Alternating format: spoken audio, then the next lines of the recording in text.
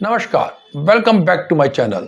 एक बार एक ग्रुप में चर्चा चल रही थी कि मनुष्य शाकाहारी है या मांसाहारी। मैंने अपनी पुरानी वीडियो जिसमें कि मैंने मनुष्य को शाकाहारी होने के तर्क दिए हैं वो उस ग्रुप में डाली और कहा कि मनुष्य स्वाभाविक रूप से शाकाहारी है क्योंकि उसका मुंह और उसके पेट और आंतें इस तरह से बनी हुई हैं कि उसको शाकाहारी होना ही सिद्ध होता है। लेकिन अपन सभी जानते हैं कि कुछ मनुष्य मांसाहार का ही भक्षण करते हैं, लेकिन इसका मतलब यह नहीं है कि मनुष्य मांसाहारी है। उस पर एक विद्वान ने उद्धृत किया कि हमारे शास्त्रों में लिखा हुआ है कि जीव जीवस्य भोजनम, जीव ही जीवन का भोजन है। इसका मतलब मनुष्य मांसाहारी है। तो दूसरा तर्क ये आया कि जीव जीवस्य भोजनम का मतलब यह होता है कि जीव ही जीव का भोजन है, यानी कि हिरण जो है वह शेर का भोजन है, खरगोश है वो लोमड़ी का भोजन है। तो उनके लिए वो जीव जीवस्य भोजन है, ये मनुष्य के लिए लागू नहीं होता है। फिर एक विद्वान बोले कि नहीं भाई, मनुष्य भी तो जीव है, ये मनुष्य पे भी लागू होता है। लेकिन जीव जीवस्य भोजनम में जो मनुष्य जो जीव का भक्षण करता है वो जीव भिन्न है। वो जीव है फल फूल पेड़ पौधे और हमारी शाकाहार, वो भी तो जीव है। प्रकृति ने वनस्पति में भी जीवन दिया है, अब तो हम सब मानते हैं इस बात को। तो जीव जीवस्य भोजनम का सत्य यह है कि जीव जीवन का भोजन है। पशुओं के लिए पशु का भोजन हो सकता है, मांसाहारी पशुओं के लिए, लेकिन मनुष्य के लिए शाकाहार भी जीव जीवस्य भोजन के अंतर्गत आता है। अब यह बात हमने जाके वाइज मैन को बताई कि देखिए कैसी चर्चा हमारे ग्रुप में चल रही थी, इसमें आपके क्या विचार हैं। वाइज मैन से हमने अपने विचार बताने के लिए कहा तो वाइज मैन बोले कि यह सब दृष्टिकोण भेद है, आप किस पॉइंट ऑफ व्यू से किसको देख रहे हैं उससे इसका फर्क पड़ता है।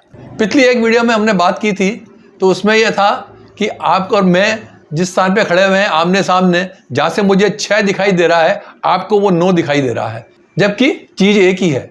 तो इसको दृष्टिकोण भेदगम कहेंगे। और इसको समझाने के लिए वाइज मैन ने हमेशा की तरह एक कहानी का सहारा लिया। वाइज मैन ने कहा कि मैं तुम्हें एक कहानी सुनाता हूँ।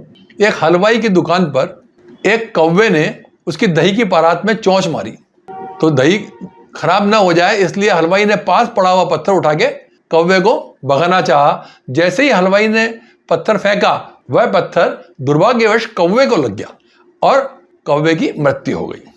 वहां से एक कवि हृदय व्यक्ति गुजर रहा था। उसने देखा कि पत्थर मारने से कौवा मर गया है और कौवा ने क्या दही की वजह से अपनी जान गंवा दी। तो उसने कागज में लिख दिया, काग दही पर जान गंवायो, यानी कौवे ने दही के कारण अपनी जान गंवा दी, जरा से दही के पीछे। और वह कागज उसके हाथ से उड़ गया। हवा चली तो कागज उड़ गया एकदम से, और उड़ता हुआ एक कागज आगे जा रहे एक मुनीम यानी कि एक अकाउंटेंट के हाथ में लग गया। उसने देखा कि इस कागज पे क्या लिखा है। उसने पढ़ा, कागज ही पर जान गंवायो। कागज यानी कागज, इसने कागज पे ही अपनी जान गंवा दी। और वह अपने सेठ जी के हिसाब में हेरा फेरी करता था। उसको हुआ, अरे यह तो बहुत गलत कर रहा हूं मैं, कागज में ही अपनी जान गंवा रहा हूं, मुझे ऐसा नहीं करना चाहिए। और उसका मन शुद्ध हो गया और उसने जाके सेठ जी से माफ़ी मांगी कि अरे सेठ जी मैं ऐसी गड़बड़ करता था, मैं आइंदा से नहीं करूँगा।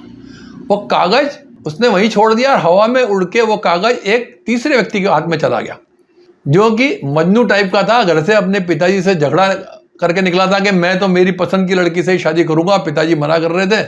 उसके हाथ में कागज गया तो उसने पढ़ा, का गध ही पे जान गंवायो, क्या गधी के ऊपर अपनी जान गंवा दी। उसको कहा, अरे मैं फालतू में जो है वो पिताजी से नाराज होके आ गया, और जाके उसने पिताजी से क्षमा मांग ली। वाइज मैन बोले, देखिए लाइन एक ही थी, उस एक लाइन को 3 लोगों ने अलग अलग परिप्रेक्ष्य में समझा। तो बात यह है कि आप उसको किस दृष्टिकोण से, किस पॉइंट ऑफ व्यू से, किस परिप्रेक्ष्य में समझ रहे हैं, वह इंपॉर्टेंट है। लिखा हुआ क्या है वह महत्वपूर्ण नहीं है, उसकी समझ महत्वपूर्ण है। क्योंकि कई बार जो आप सुनते हैं ना, कहा कुछ और क्या होता है, लेकिन आपके कानों में वही पड़ता है जो आप सुनना चाहते हैं। वाइज मैन बोले कि मैं आपको एक और कहानी सुनाता हूँ। एक राज दरबार के अंदर नृत्य चल रहा था। नर्तकी जो है वो है बहुत मानी हुई थी, इसलिए उसे कई कार्यक्रम होते थे। तो नर्तकी भी थकी हुई थी और साजिंदे भी थके हुए थे। तो नर्तकी ने नृत्य करते करते देखा कि 1-2 साजिंदों की झपकी लग रही है।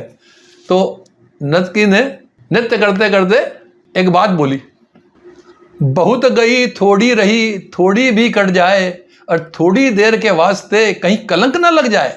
यानी कि बहुत रात हो चुकी है, थोड़ी सी बची है, आपको बहुत देर हो गई है, थोड़ी देर बजाना है आपको। और थोड़ी देर के लिए आपको अगर आज झपकी आ गई, ताल टूट गई, तो कहीं कलंक नहीं लग जाए कि राजा नाराज नहीं हो जाए।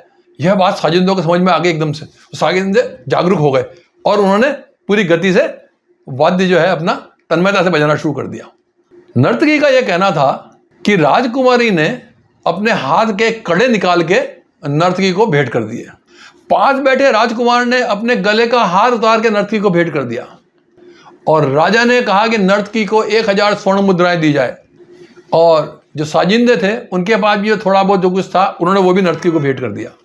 अब सब राज दरबारी चौंक गए कि ऐसा नर्तकी ने क्या किया कि उसको इतनी भेंट मिल रही है। भेंट का कारण यह था कि जो साजिंदे थे उन्होंने तो भेंट इसलिए दी थी कि वो नर्तकी ने उनको सतर्क कर दिया था, तो इसलिए उन्होंने अपने पास से भेंट दी थी। राजकुमारी ने अपने कंगन उतार के इसलिए दी, उसने कहा कि बहुत गई थोड़ी रही। अरे थोड़ी कट जाएगी ना, थोड़ी देर के लिए इसके हाथ में। तो हुआ क्या है कि वह जवान हो रही थी और पिताजी को चिंता नहीं थी उसके विवाह की, तो वह किसी अपने प्रेमी के साथ भागने की सोच रही थी। तो उसको लगा कि बहुत गई थोड़ी रही, इतनी अच्छी बात थोड़ी है, तो थोड़े दिन के अंदर हो सकता है पिताजी मेरा विवाह कर दे, तो मैं फालतू में जो है अपने पिताजी के माथे पे कलंक लगाने वाली थी। तो ये तो नर्तकी की बात उसको बहुत अच्छी लगी और उसने अपने छूट दे दी। राजकुमार ने हार इसलिए दिया क्योंकि राजकुमार को लगा था कि पिताजी कितने बूढ़े हो गए हैं और अभी तक जो है वो राज सिंहासन बैठे हुए हैं, मेरे को राजकाज दे देते तो बढ़िया था। तो उसने जो है उसी रात्रि को उनके वध की योजना बना रखी थी। तो उसको लगा कि अरे इस नर्तकी ने कितनी बात कही है कि जितना इंतजार किया है, पिताजी की तो उम्र हो गई है, कितने दिन और जिएंगे, फालतू में मैं इनका वध करने की सोच रहा था। आत्मग्लानि हुई उसको।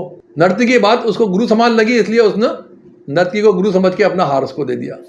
राजा ने अशरफिया इसलिए दी कि राजा सोच रहा था कि अरे मैं इतनी उम्र हो गई है, मेरे वानप्रस्थ का समय हो गया है, मुझे जो है राजकाज छोड़ के भजन भजन करना चाहिए। कहाँ मैं इस नृत्य में पड़ा हुआ हूँ, राजकुमार को राज दे दूँ अपना और मैं चला जाऊँ। इसने मेरी आंखें खोल दी नर्तकी ने तो कि बहुत गई थोड़ी रही, कि बहुत गली जिंदगी बीत गई है, थोड़ी सी रही है, अब थोड़ी सी जो है जिंदगी बची, उसमें हरि का नाम लिया जाए। तो उसने 1000 रुपया दे दी।